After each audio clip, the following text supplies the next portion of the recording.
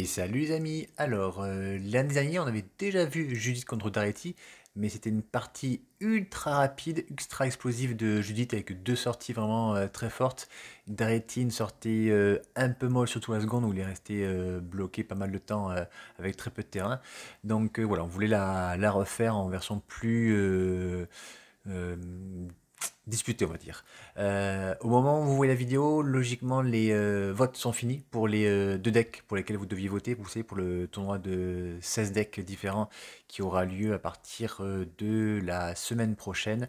Donc, vendredi prochain, avant la partie, on vous fera un petit débrief donc, des 16 decks et des deux decks pour lesquels vous avez voté. Et en même temps, vous affichera les pairings des huitièmes de finale et vous pourrez donc du coup commencer à voter pour les deux premiers huitièmes de finale. N'hésitez pas à aller voir l'ancienne vidéo de vendredi dernier pour comprendre le principe. Il y aura un playmat à gagner.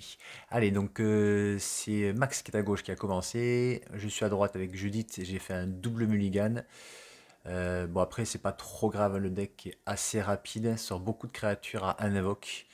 Donc franchement, de faire un petit mulligan, enfin même deux mulligans comme ça, c'est pas trop grave. Alors ça, c'est une nouvelle carte que je voulais tester, qui est sortie dans la dernière extension. C'est le pillage des Elias de Okiba. Ça met 2 points en 2 tours et après ça se transforme en 2 menaces. Voilà, j'ai rentré aussi la saga rouge qui est un petit peu mieux, puisque elle est de 2 célérité lorsqu'elle se transforme. Mais voilà, je voulais tester encore donc du coup deux nouvelles cartes qui rentrent dans le deck à un invoque, donc très très bien. Donc là, il a perdu du 2 et j'ai gagné 2. Ensuite, je lance un croisé point de tempête. On va perdre un point de vie à mon entretien et on piochera une carte chacun. Il hésite parce que forcément c'est tentant d'avoir des cartes à piocher, mais il sait très bien que non seulement il va perdre des blessures, et en plus moi j'ai pioché aussi des blasts ou des créatures, il peut pas la laisser passer. Donc il n'a pas hésité longtemps, il cherche juste le blast adéquat pour la tuer. Et il sort donc une chaleur impie pour la détruire en fin de tour.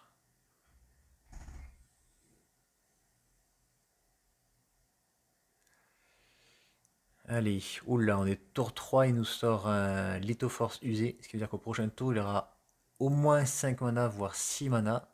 Donc de quoi sortir vraiment déjà des gros sorts. Je vous rappelle qu'il joue beaucoup de sorts style Juklops. Donc là, ça y est, mon pillage flip, il devient donc le capitaine de route Nezumi, donc une 2-2 menace. Et en plus, ce qui fait que les véhicules que je contrôle en menacent, mais je ne joue pas de véhicules. Ensuite, je pose un voleur de riche. J'attaque, il a moins de cartes. Enfin, j'ai plus il a plus de cartes que moi, je vais y arriver. Donc voilà, là on voit justement une des cartes qui joue à 6 d'invoque, qui me fait extrêmement mal, qui me casse mes terrains et qui fait des blessures aux créatures. Et lui en général il conserve ses artefacts avec Daretti, en général c'est très fort. Allez, pour 2 il pose une lentille prismatique, il fait la chain lightning sur le voleur de riche. Il a encore 4 mana. Un voyant ligatureur de pensée. Donc il me reste un droit à la gorge en main qui est exilé. Et là maintenant j'ai une 4-4 à gérer. Bah, du coup j'ai pas le choix, faut que je pose Judith et que je frappe parce que j'ai une Laelia en main, mais c'est un peu lent. Voilà, donc je pose Judith. Ça va être une phase d'attaque comme ça. S'il bloque une des créatures, vu qu'ils ont plus un en force, lorsqu'elles vont mourir en plus, elles vont infliger une blessure, donc elles vont achever le ligatureur. Donc il prend 3, hop, la créature prend 3 plus 1 lorsque ma créature va au cimetière avec l'effet de Judith.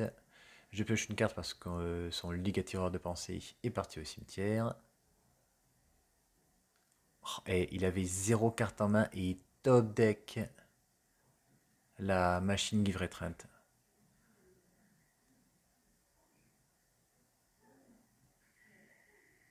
Et là, c'est. Voilà, c'est. Alors, autant si des piocher n'importe quelle autre carte, je pense. Alors, quoi que si, il aurait toujours pu piocher à des blasts encore, mais la machine Give Retraint, c'est la pire chose pour moi qu'il pouvait piocher. Là, ça va être très difficile de m'en remettre. J'ai pas d'anti-créature en main. Et puis même si j'arrive à la tuer, il transforme à nouveau sa machine en deux créatures 3/3. Alors là, j'attaque. Je fais un petit coup de bluff. Il préfère prendre 3 blessures.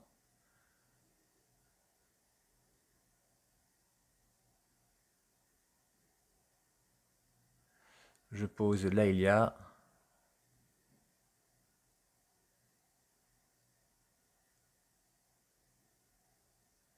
Et il m'attaque. Il gagne 6. Je perds 6.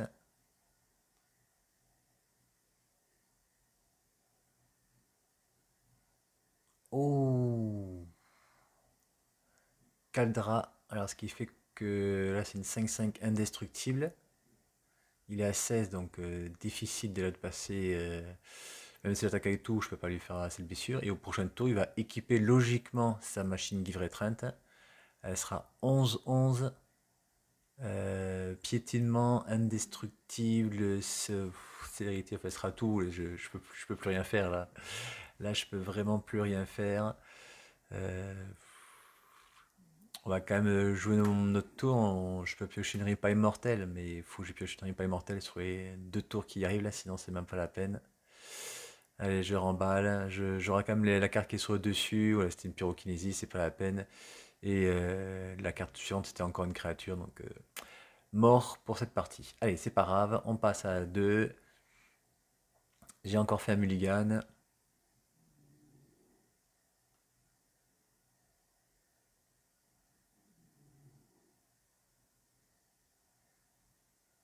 Hop, je pose un caqueteur Rakdos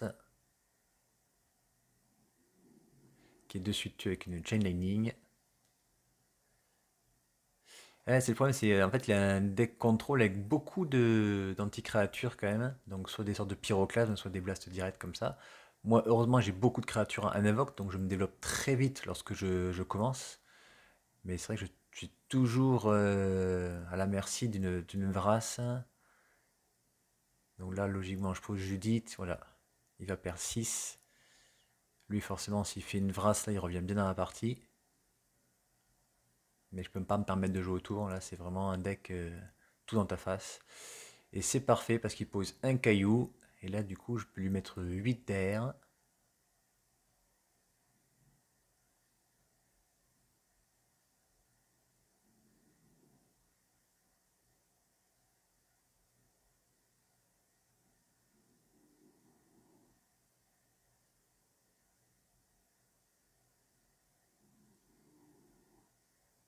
Oui, il est pas mort. Il peut encore me sortir des trucs pour gagner de la vie. Il peut aussi me tuer toutes ces créatures et me casser mes terrains. Je sais qu'il joue beaucoup de cartes comme ça. Allez, il prend 8. Il passe à 6.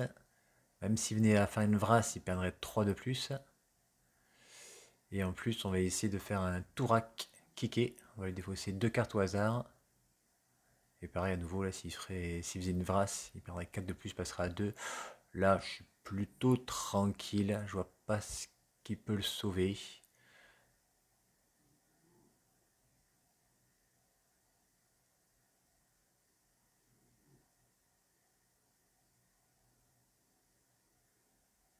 Et là, même s'il posait une machine givrée 30, il bloquerait la grosse, il gagnerait 6. Il passera à 12, il perdrait 1, 2, 3, 4, 5, 6, 7, 8, 9. Il pourrait s'en sortir avec une machine livrée 30, mais il l'a pas eu une seconde fois. Il a une balafre de flamme, il hésite à tuer soit Judith, soit le 4/3. Je pense que Judith, c'est quand même le meilleur choix. Parce que s'il me la laisse, je peux encore booster une créature célérité d'air, par exemple. Bon, de toute façon, là, s'il n'a pas la vara ce tour-ci, s'il n'a pas de truc pour gagner de la vie, je ne sais pas comment il revient. Donc il me tue Judith, il prend 1.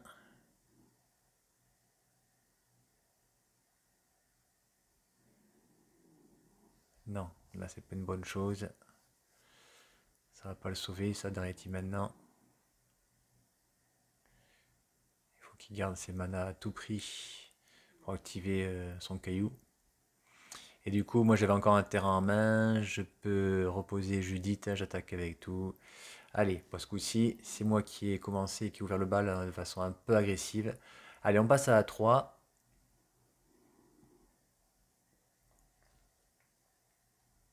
Là, je suis content, je n'ai pas de mulligan à faire.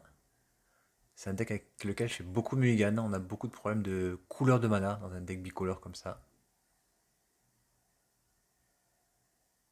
Allez, je pose un guide gobelin dessus de sa frappe, donc j'ai un très bon départ.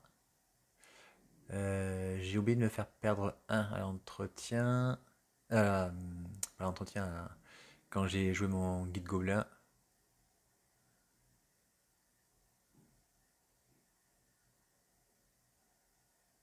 Voilà, hop, je me le mets maintenant. En plus, je veux faire exprès de perdre des points de vie. Vous allez comprendre pourquoi. Donc là, j'ai Urborg sur la table, donc je suis pas obligé d'utiliser. Ah oui, il avait voulu poser il avait posé une montagne, mais il préfère poser un autre terrain à la place. Il n'y a pas de souci. Je laisse revenir. Ouais, donc du coup, je dis que je vais faire exprès de perdre des points de vie avec mon cercle des barbares. Parce que j'ai une créature en main qui est 20-20 moins le total de points de vie le plus élevé parmi les deux joueurs. Donc là, du coup, je fais exprès de perdre 1, je passe à 18 et je pose le fléau des forces célestes. Si j'avais pas fait ça, il aurait été que 1-1. Là, du coup, il est 2-2 et au prochain tour, pareil, je vais à nouveau me repiquer et comme ça, il sera 3-3. Allez, du coup, pour 4 mana, il va très vite. Il pose déjà une Dynamotrane. Avec 3 mana, il pose un relieur de circuit, pardon. Ah, et en plus, il regagne 2, il repasse à 18. Donc, ouais, il faut quand même que je continue à me piquer, mais parce que forcément, au bout d'un moment, moi, je vais faire des blessures de combat ou je vais faire des blasts. Donc, ouais, je vais continuer à me piquer avec le cercle des barbares.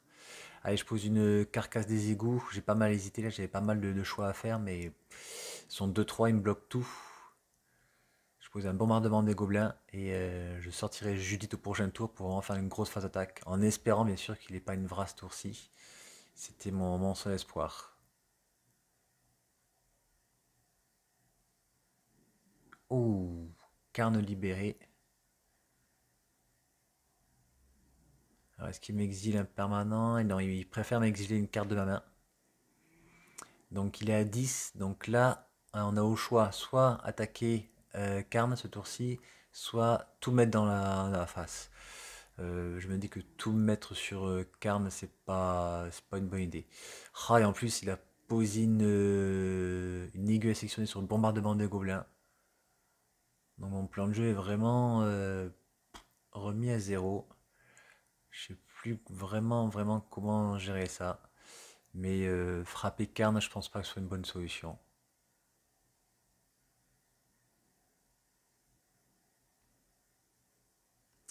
Allez, je pose Judith et ça va être une grosse phase d'attaque sur lui. Ah, si j'avais eu le bombardement des gobelins là, ça aurait vraiment été beaucoup mieux. Oui, il peut voir la carte qui est exilée, ouais, ouais. Alors j'ai joué ça parce qu'il n'avait pas posé d'arrêté encore et qu'il avait assez de menaces sur la table. Donc du coup, le gardien, j'ai préféré l'exiler. Oui, là je me dis, est-ce que c'est nécessaire de perdre des points de vie encore sur-ci Non, je préfère ne plus me piquer avec le cercle des barbares. Je considère que c'est un mari avec Urborg pour pouvoir poser Judith avec le cairn sculpté.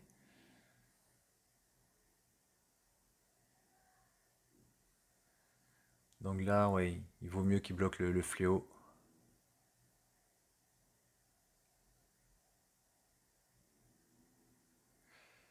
Donc il perd 6 plus un 7 quand la créature meurt. Donc il est déjà mis. Il est déjà mis, voilà, hop. Derrière, je pose un héros tourmenté. Donc là, oui, il pourra m'exiler encore un permanent avec Karn, mais c'est pas grave, je vais quand même faire pas mal de dégâts. Ah ben non, voilà, la carte que tout à l'heure je lui ai dégagée sur le voleur de riche, ben là il la sort. Et du coup, en fait, il détruit 4 terrains de son côté, mais il a un terrain qui est indestructible. Donc il va détruire ses 3 montagnes. Moi, il me détruit mes 4 terrains et il me fait 4 blessures à chacune de mes créatures. Je ne peux pas les sacrifier avec le bombardement de gobelins. C'est dommage, sinon il aurait pris 8 en tout. L'aiguille à sectionner avait désigné le bombardement des gobelins au tour d'avant. Donc lui il fait 7 mana. Il va lui laisser. Il va lui garder. Ah pardon. Il va lui rester un mana rouge. Moi je perds totalement tout mon board. Du coup, on voit bien le playmat Albator qui est à gagner, hein. D'ailleurs, je crois que c'est vendredi prochain. Ouais, ce sera vendredi prochain le playmat à tirer au sort pour les membres de la chaîne. Et je vous rappelle que à la fin du tournoi qu'on organise avec Max, il y aura aussi un autre playmat à gagner, en plus des playmats à gagner pour les membres. Le playmat à gagner pour le tournoi sera aussi pour les abonnés, bien sûr, hein. Ouais, et ben là je suis mal, franchement. Je vois pas comment je peux revenir dans cette partie, mais de toute façon j'ai déjà perdu la première, donc il faut que je continue. Après je peux piocher Montagne Foudre, Montagne Chain Lightning. C'est ma seule chance, mais rapidement je pense qu'il va poser Daretti, va récupérer son 2-3 dans le cimetière pour gagner 2 points de vie.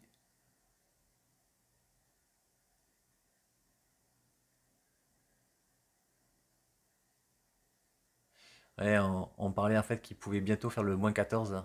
-14, on recommence la partie à zéro. Et toutes les cartes qui ont été exilées par Karn sont sur le champ de bataille de son côté.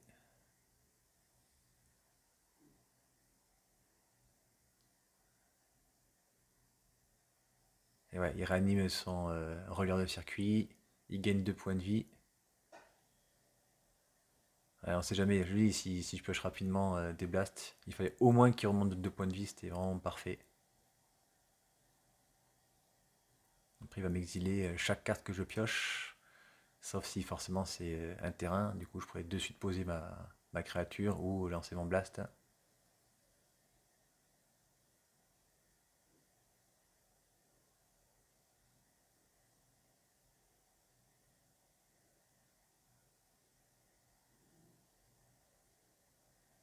Allez, il fait un plus 2 d'Areti, il essaie de trouver des solutions, il trouve une salle de guerre.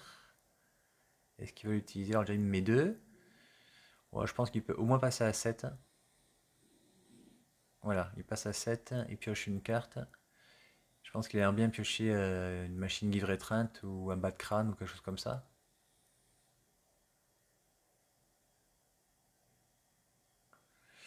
Il pose un calice toujours ruisselant. Moi à nouveau, pas de terrain. Il refait le plus 4 de Karn. Je lui file un rampeur de tombe. Il pose une source de Sani, il pioche une carte. Il refait le plus 2 de Daretti, il défausse 2, il pioche 2, il essaie de tout faire pour en piocher. Il perd quand même un point de vie avec la salle de guerre. C'est quand même un peu risqué de passer à 6 face à un mono rouge. Il me rattaque, il me met 2. Pour 2, il pose un cœur de froid d'acier. Voilà, j'ai mon terrain. Hop, je perds un, c'est une source sulfureuse. Je pose un Ragavan. Ce qui est pas mal, ça va l'obliger à faire le -3 de Karn dessus, je pense. Ah non, il a pioché Soya accablant. Donc il va faire 3 points de dégâts à toutes les créatures. Et on a peut-être pu attaquer d'abord avec son 2-3. J'aurais pas bloqué de toute façon.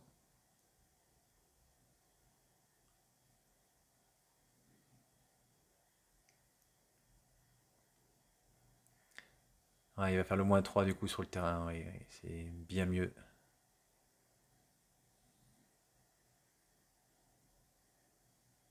Il fait le plus de d'Areti encore. Il essaie de trouver des solutions pour vite me tuer. Et il se remet à 5 avec la salle de guerre. Il trouve pas de solution encore pour me tuer rapidement. Moi, je pense qu'au bout d'un moment, il pourrait presque faire le -14 parce que le -14 de Karn va commencer à être de plus intéressant. Il repassera à 20 en plus. Il refait le plus 2, toujours à la recherche d'une solution pour vite me tuer. Et voilà, il le fait. Il fait le -14 parce que là, franchement, ouais, il trouve pas de solution. Et puis il se dit qu'à tout moment, je peux faire montagne foudre. C'est toujours assez risqué. Voilà, puis il a envie de tester le -14. On l'avait jamais fait encore. On s'est dit c'est sympa. Puis ouais, il commence la partie avec un board exceptionnel.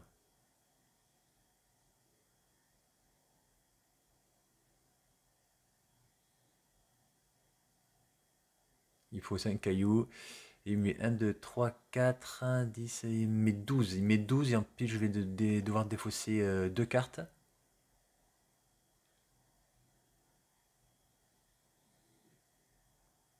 C'est vrai. Alors je pense que c'est vraiment la première fois qu'on utilise le -14 de Karn. Que ce soit en multi ou en duel, je crois qu'on l'avait jamais eu fait. C'était une fonction un petit peu rigolote, mais en duel commander en général, c'est tellement rapide.